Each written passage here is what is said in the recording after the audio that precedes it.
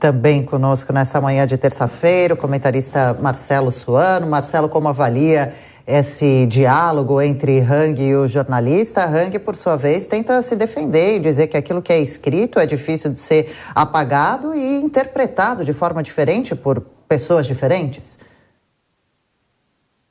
Bom dia. Bem-vindo de novo. Inicialmente, eu acho que... Alô? Oi, nós te ouvimos. Bem-vindo. Tá ótimo. Muito obrigado, Adriana. Um bom dia para todos. Eu acho que juridicamente já foi muito bem esclarecido pelo doutor Marcelo. As questões que são colocadas aqui é o absurdo a que nós já estamos chegando nesse momento da nossa história. Houve uma época em que o vice-presidente da República, Hamilton Mourão, foi criticado quando ele fez uma analogia com a tábua logarítmica, em que ele disse que, à medida que as coisas fossem avançando de uma forma em que o tensionamento chegasse ao ponto de desrespeito às instituições por parte de membros de instituições, poderia levar a uma efervescência no país. Veja, naquele momento houve um conjunto de críticas, ameaças, falaram que ele fazia parte de um complô, o que não era, ele apenas estava dizendo uma situação esdrúxula que poderia estar ocorrendo na nossa sociedade. O que nós vemos agora é essa situação esdrúxula sendo estimulada cada vez mais, seja por membros do Supremo Tribunal Federal, seja por partidos políticos, seja por lideranças políticas que estão querendo trazer uma ebulição para a sociedade. Se nós olharmos o que aconteceu ontem na entrevista, em que o presidente da República foi constrangido de uma maneira tal, tentando de alguma forma vinculá-lo a ações antidemocráticas, e você encontra essa ação vinda do Supremo Tribunal Federal, que não deveria estar se relacionando, direcionando ao cidadão comum. Isso, afinal de contas, eles não têm foro privilegiados, esses empresários. Além do que, esses empresários tiveram suas contas bloqueadas, tal qual foi explicado pelo doutor Marcelo, que leva a um absurdo diante das notícias, ou melhor, diante das comunicações que foram feitas no WhatsApp, no grupo privado. O que você percebe?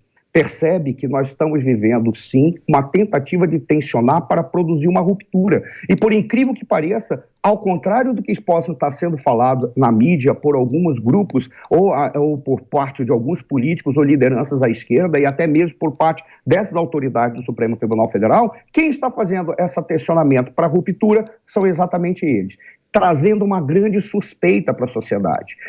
Eu lembro que no domingo passado eu estive na Jovem Pan, e a pergunta que se fazia, a questão que se colocava, era acerca da forma como o Supremo Tribunal Federal poderia se posicionar com a presidência do Alexandre de Moraes. E eu fiz um pedido, eu disse, presidente, gostaria que o senhor não fosse o elemento de desestabilização das instituições, porque a sua presença pode significar isso se o senhor não se comportar adequadamente. Não cheguei a falar tudo isso. E eu fiz uma outra consideração que dizia a respeito à maneira como o nosso Supremo Tribunal Federal, por intermédio de alguns dos seus membros, estava se comportando.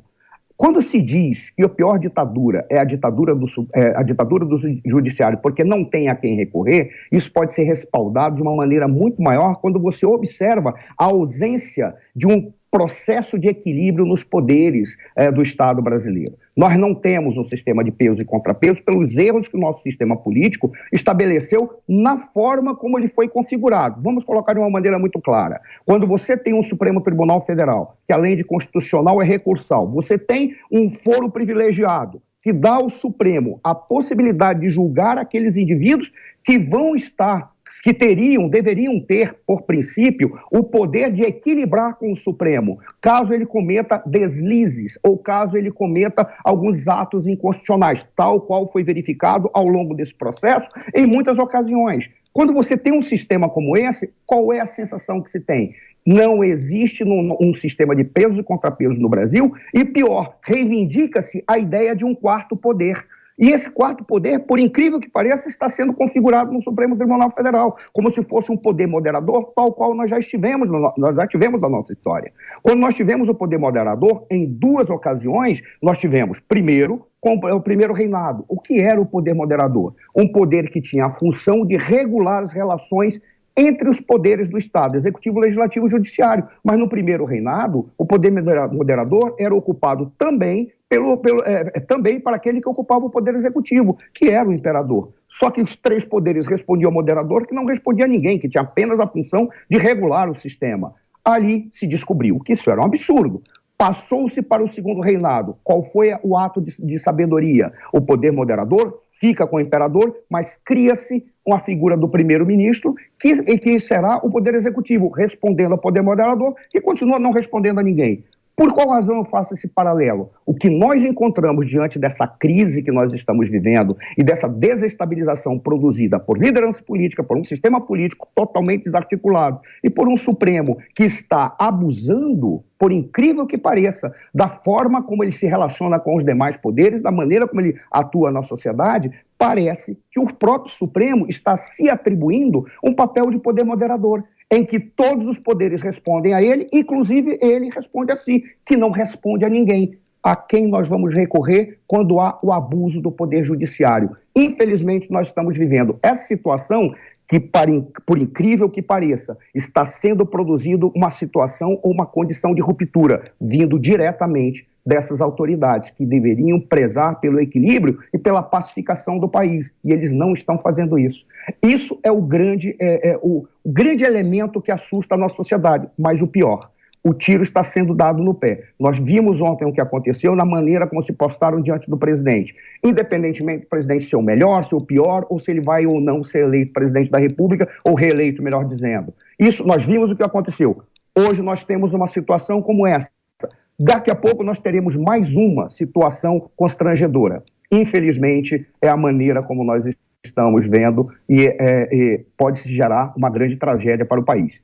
Eu não sei se eu consegui falar tudo, porque teve um momento que parece que caiu a linha. A gente ouviu tudo.